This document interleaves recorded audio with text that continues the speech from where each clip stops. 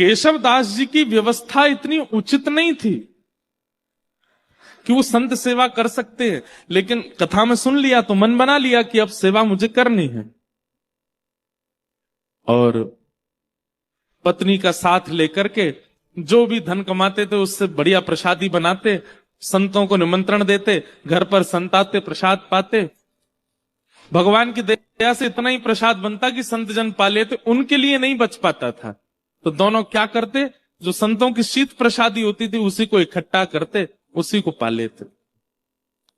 कभी कभी वो मिल भी नहीं पाती थी, अब संतों से थोड़ी कहेंगे कि छोड़ जाना थोड़ा, वो बेचारे प्रेम से पाते थे तो कई बार मिलता भी नहीं था, लेकिन संत सेवा बनने लगी।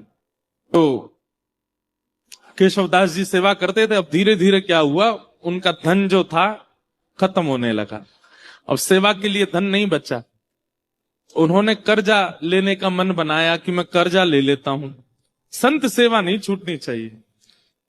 अब बेचारा कोई धनवान नहीं होता, सामान्य होता तो उसको कोई कर्जा भी नहीं देता। बाजार में निकल गए कर्जा लेने के लिए कि कोई हमें थोड़ी सी सेवा कर दो तो हम संत सेवा करेंगे, किसी ने भी उनको देने से मना कर दिया। लेकिन एक चतुर व्यापारी था,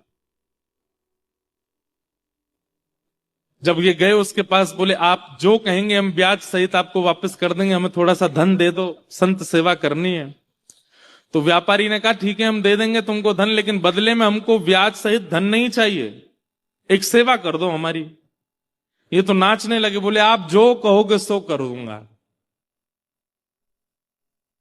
क्या करना है पूछा नहीं, हम आप सब लोग होते तो पूछते भाई हम जितना धन ले रहे हैं उसके समान ही मेहनत करेंगे। बोले आप धन दे दीजिए, मैं संत सेवा कर रहा हूं, उसके बाद आ जाऊंगा, आप जो कहोगे करने को तैयार हूं।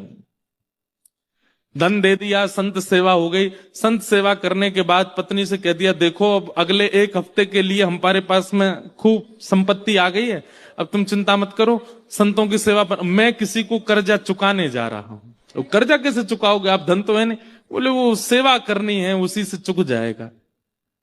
एक भला आदमी मिल गया, उसने कहा कि पैसा मत लौटाना, सेवा कर देना।